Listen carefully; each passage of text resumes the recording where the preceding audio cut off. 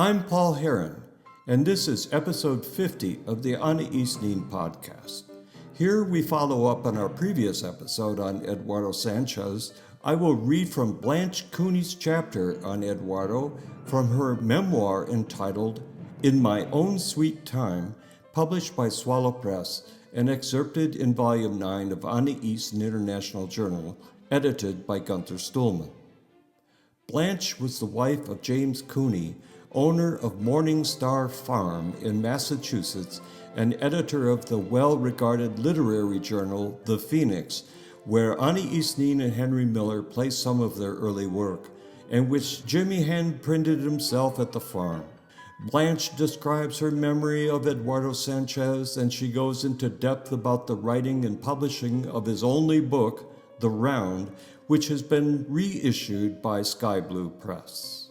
Blanche Cooney begins her memory of Eduardo Sanchez by saying, "I never cried easily, now hardly at all, but last week a convulsion of weeping seized me for a loss I cannot really understand.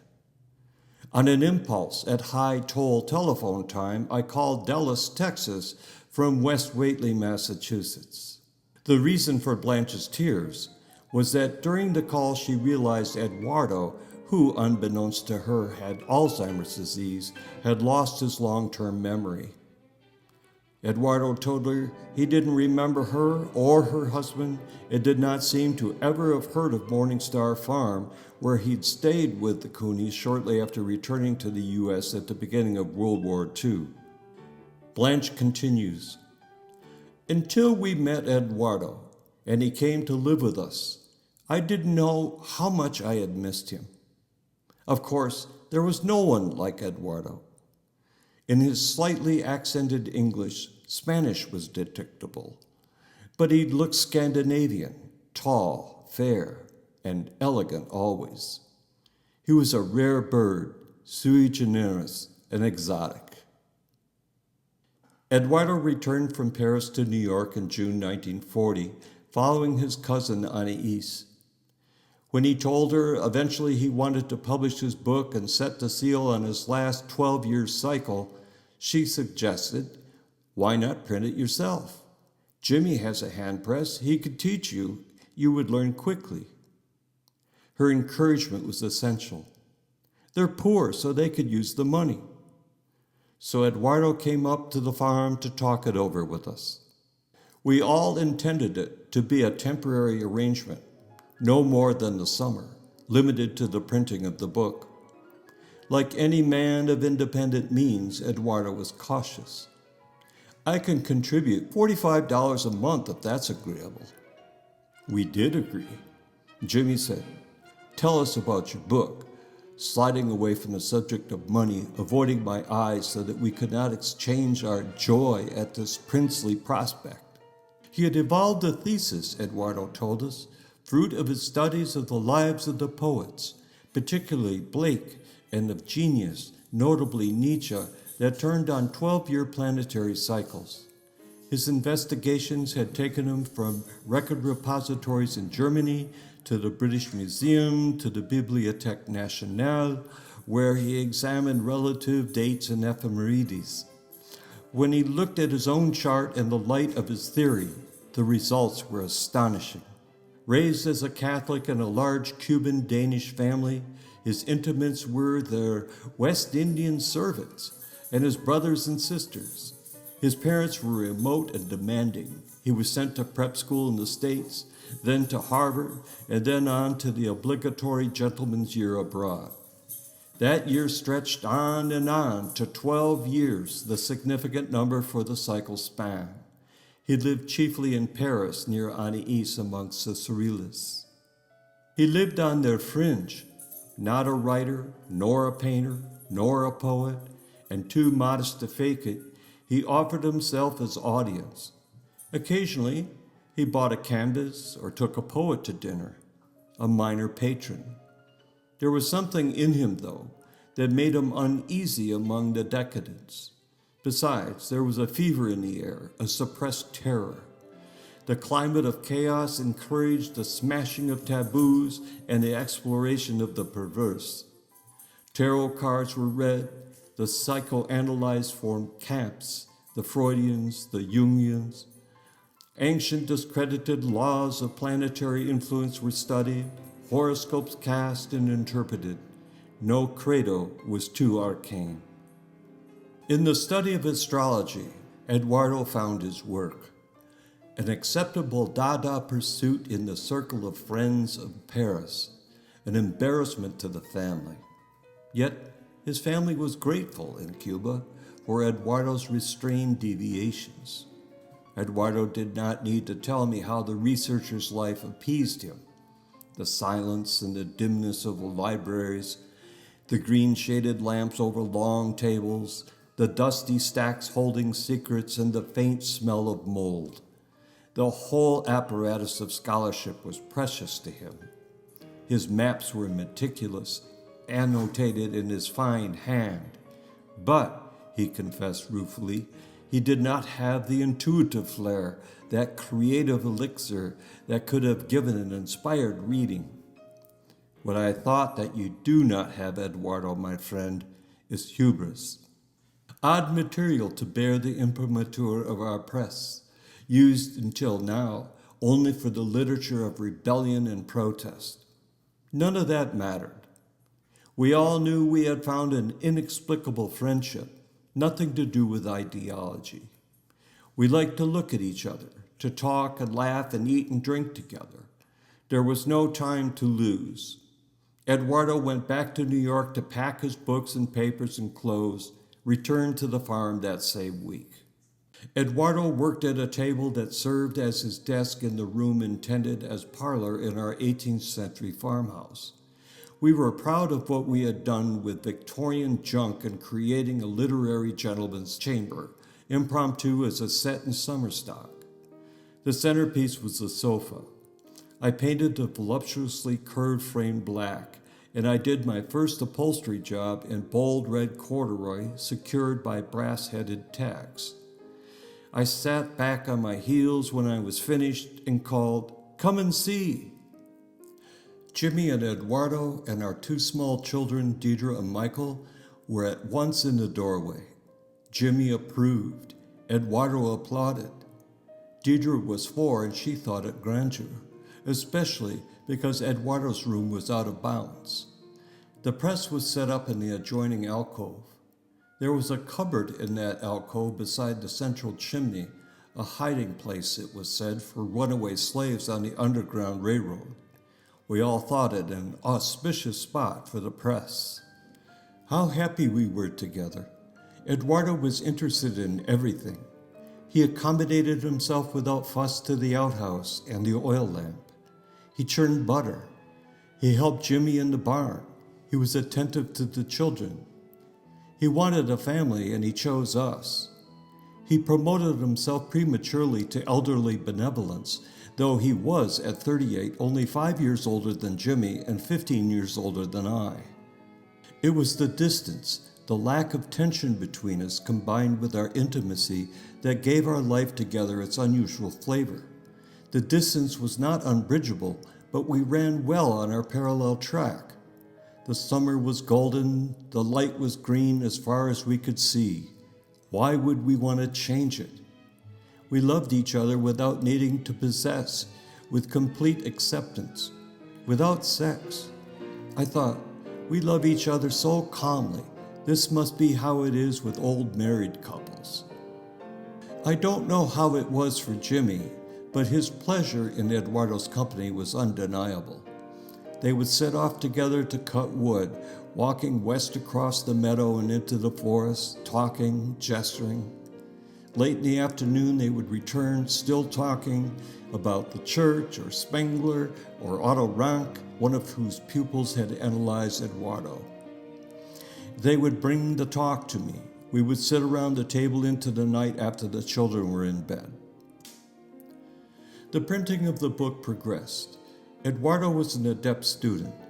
Jimmy said he had a natural affinity for the craft. A bibliophile, a collector in a small way, Eduardo enjoyed the process, the setting of the type and the stick, the shape of the characters, their look on the page, the smell of the ink. He bought fine rag paper, worthy hand and arrow, procured cuts from 15th century woodblocks of St. Christopher for end papers. He found a binder in New York City with a reputation for fine work. Black boards, Eduardo specified, stamped in gold, with an astrological device in red. He could not wait to give his family in Cuba their bound and inscribed copy. It would justify their support. It would be, after his Harvard diploma and his name on a playbill during his 1 year in New York theater, tangible evidence of his seriousness. He took such pains. He wanted his book to be flawless. "Let us read proof, Eduardo," I said. "No, my sweet, this must be mine entirely." Printing finished, he read it through once more before packing it off to the binder. I heard ominous groans from his Victorian sanctum. Typos, terrible typos. There was no help for it. There would be a delay. He must print an errata. Such chagrin. Poor Eduardo. We reassured him. This errata demonstrated grace and responsibility. The book was not ruined, on the contrary. Anyway, I thought, who would read it? We knew, and Eduardo knew, that it was a symbol, a contract with himself. Off he went on the train to New York to the binder and to take care of other business. He would be back in 10 days at the most. We were his family. There were letters from Eduardo, in one hint of a minor fall, a failure of will. From my green enclave, secured by Jimmy and the innocence of our babies, I followed Eduardo in my thoughts as he went about his other business. The world of fever and desire and danger in the gay bars of the city. He knew he should be casual. Cruising, pickups, rough trade, all in a night's possibilities. But each time he entered a bar, took a seat, ordered his rum, he deliberately withheld a slow survey of the room while he opened his cigarette case and extracted a cigarette, flicked his lighter, took the first deep drag. Then he raised his glass and sipped the rum and ran his eye around the room. He could not help the unreasonable hope that tonight he would meet the one, the mate of his soul, the mate of his body, who would free him from this hateful life of promiscuity and humiliation. It was hateful, but it was irresistible.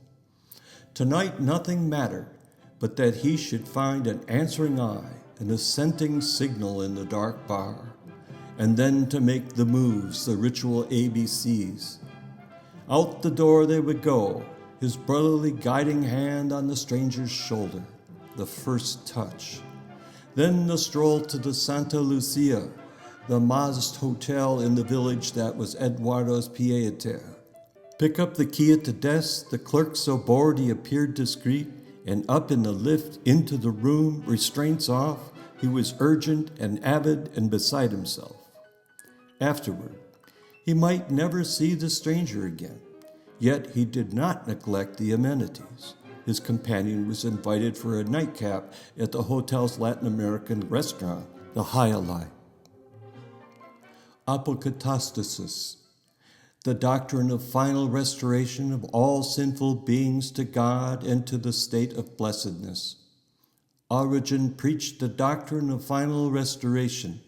He believed in the freedom of will in its struggle with the forces of good and evil. But Origen castrated himself in early manhood, and with this drastic act removed himself from the common struggle. Never mind, it was just a lapse, a twitch triggered by 8th Street temptation. Eduardo's planetary signs were in position for a new cycle. He would put his life in order. At last he would take control. All that went before, he told us, led to the farm, to a life of usefulness, a balanced life of work and contemplation.